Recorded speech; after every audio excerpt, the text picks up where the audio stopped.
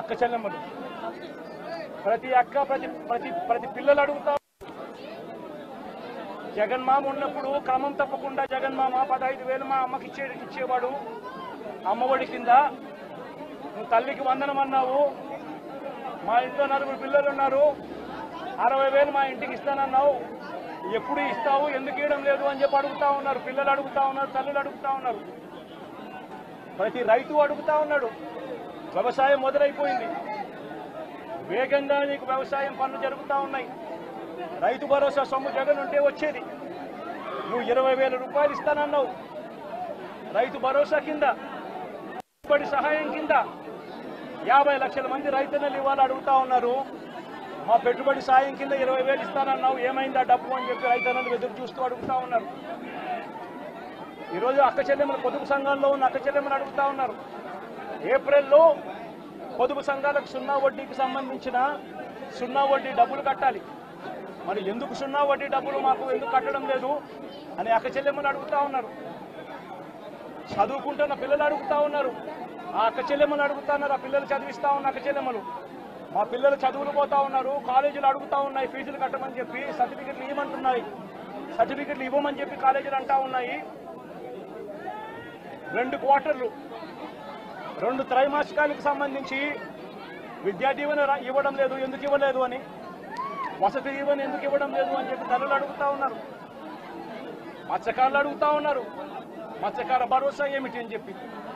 ఇవన్నిటి నుంచి కూడా చంద్రబాబు నాయుడు ప్రజలను దారి తప్పించేందుకు, ప్రజలెవరూ కూడా ప్రశ్నించే పరిస్థితి రాకూడదు అనే ఉద్దేశంతో ప్రజల్లో భయాందోళన క్రియేట్ చేసే కార్యక్రమంలో భాగంగా ఈ మాదిరిగా దాడులు చేస్తూ, ఈ మాదిరిగా అన్యాయాలు చేస్తూ, ఈ మాదిరిగా తాను దిగజారిన రాజకీయాలు చేస్తా ఉన్నాడు. ఇది నేను ఒకటే హెచ్చరిస్తా ఉన్నా, ఖచ్చితంగా వీటి మీద ప్రొటెస్ట్ జరుగుతుంది. అసెంబ్లీ రోజున, గవర్నర్ ప్రసంగం రోజున ఉభయ సభలను ఉద్దేశించి గవర్నర్ మాట్లాడే ప్రసంగంలో గవర్నర్ను ఖచ్చితంగా నిలదీస్తూ, గవర్నర్ ప్రసంగాన్ని అడ్డు తగులుతూ గవర్నర్ను ఖచ్చితంగా నిలదీస్తూ వైఎస్ఆర్సీపీ గలం విప్పుతుంది. దాని తర్వాత ఖచ్చితంగా మళ్ళీ మంగళవారము వైఎస్ఆర్సీపీకి సంబంధించిన ఎమ్మెల్సీలు, ఎమ్మెల్యేలు, ఎంపీలు, రాజ్యసభ సభ్యులు, లోక్సభ సభ్యులు అందరూ కూడా ఢిల్లీకి వెళ్తారు. వెళ్ళి బుధవారము ఢిల్లీలో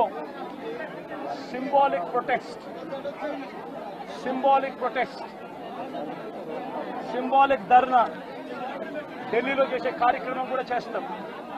రాష్ట్రంలో జరుగుతూ ఉన్న దాడులు, రాష్ట్రంలో ఉన్న లా అండ్ ఆర్డర్ పరిస్థితులను దేశమంతా కూడా చూసేట్టుగా, దేశమంతా కూడా దీన్ని గమనించి, దేశమంతా కూడా దీన్ని ప్రొటెస్ట్ను వాళ్ళు కూడా ప్రొటెస్ట్ చేసే విధంగా దీన్ని హైలైట్ చేసే కార్యక్రమం చేస్తాం. ప్రధానమంత్రి గారి అపాయింట్మెంట్ ఇప్పటికే అడగడం జరిగింది. అమిత్ షా గారిని ప్రెసిడెంట్ అపాయింట్మెంట్ కూడా అడగడం కూడా జరుగుతుంది. వీళ్ళందరూ కూడా అపాయింట్మెంట్ ఇస్తే వీళ్ళందరినీ కూడా కలిసి వీళ్ళందరికీ కూడా చెప్పే కార్యక్రమం కూడా చేస్తాం. సరే, ఈ ఇష్యూలో మీ చెప్పేటప్పుడు నువ్వు ఫ్లో పోతుంది కదా. నువ్వు ఎంత ఆంధ్రజ్యోతి విలేకరు అయితే మాత్రం మధ్యలో వచ్చి చెప్పడం ధర్మం కాదు కదా. ఏం చెప్తాను, సీరియస్ గా జరుగుతా ఉన్నప్పుడు ప్రకారం ప్రధానమంత్రి అపాయింట్మెంట్ను, హోంమంత్రి అపాయింట్మెంటు, ప్రెసిడెంట్ గారి అపాయింట్మెంటు, వీళ్ళ ముగ్గురు అపాయింట్మెంట్ కూడా అడగడం జరుగుతూ ఉంది.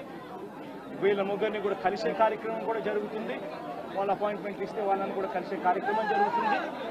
జరిగి వీళ్ళందరినీ కూడా రాష్ట్రంలో జరుగుతూ ఉన్న దిగజారిన పరిస్థితులను ఎక్స్ప్లెయిన్ చేసి, రాష్ట్రంలో ప్రెసిడెంట్ రూల్ పెట్టాల్సిన అవసరం ఎంత ఉంది అని చెప్పి కూడా గట్టిగా వాళ్ళ దృష్టికి తీసుకొని పోవడం కూడా జరుగుతుంది. నిజమైన అడుగుతున్నాను. ప్రధానమైన డిమాండ్ ఈ ఇన్సిడెంట్లో మీరేంటి అన్నా? ఇన్సిడెంట్లో ప్రధానమైన డిమాండ్, ఈ ఇన్సిడెంట్లో ప్రధానమైన డిమాండ్ ఒకటేనా, ఆ కుటుంబం ఏం పాపం చేసిందని చెప్పి ఆ కుటుంబంలో ఒక మనిషిని చంపారు. చంపడమే కాకుండా ఆ కుటుంబాన్ని అప్రతిష్ట పాలు చేస్తూ, ఆ పిల్లాడి మీద ఎలాంటి చెప్పుకోదగ్గ హత్యలు చేసిన కేసులో, లేకపోతే ఒక ఫ్యాక్షన్ కేసులో, లేకపోతే తను ఒక ఫ్యాక్షన్ లీడర్ కిందనో, ఒక హత్యలు చేసిన వ్యక్తి కిందనో తనను ఒక ప్రాజెక్ట్ చేసి పోలీసులు ఏ రకంగా ఆ వ్యక్తి, ఆ పిల్లాడి వ్యక్తి ఆ జీవితము, ఆ కుటుంబం జీవితంతో చెలగాటలాడుతూ ఏ రకంగా వ్యక్తిత్వ హరణ చేస్తూ ఉన్నారో ధర్మమేనా?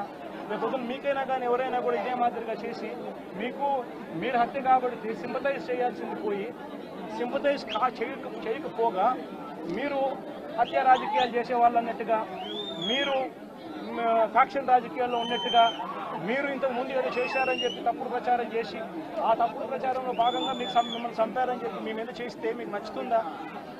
కనీసం పోలీసులు అనే వాళ్ళు ప్రేక్షక పాత్ర వీరి చంద్రబాబు నాయుడు అనే వ్యక్తి క్షమాపణ చెప్పాలి. మోస్ట్ ఇంపార్టెంట్ థింగ్, రాష్ట్రంలో జరుగుతూ ఉన్న దాడులను తాను ఖండించి క్షమాపణ చెప్పి ఇక మీదట ఇలాంటి పరిస్థితులు ఉండవు అని చెప్పి ప్రజలకు భరోసా ఇవ్వాలి. వైఎస్ఆర్సీపీకి ఓటు వేసిన వాళ్ళకు కూడా భరోసా ఇవ్వాలి. ఎందుకంటే ఈరోజు ముఖ్యమంత్రిగా తాను ఉన్నాడు అని అంటే కేవలం వైఎస్ఆర్సీపీ నుంచి కూడా ఒక 10% ఓట్లు అటువైపున తన మోసానికి అటువైపున నమ్మి అటువైపున పోయిన ఓట్లే కదా. ధర్మంగా అది కదా ఈ మాదిరిగా చేయడం. మొట్టమొదటిసారిగా చంద్రబాబు నాయుడు క్షమాపణ చెప్పాలి. పోలీసులు వాళ్ళ విధులు నిష్పక్షపాతంగా చేసే విధంగా పోలీసులు అడుగులు ముందుకు వేయాలి. ఇవన్నీ జరిగే దానికోసమే ఒత్తిడి తీసుకొచ్చే కార్యక్రమంలో భాగంగా ఇవన్నీ చేస్తారు.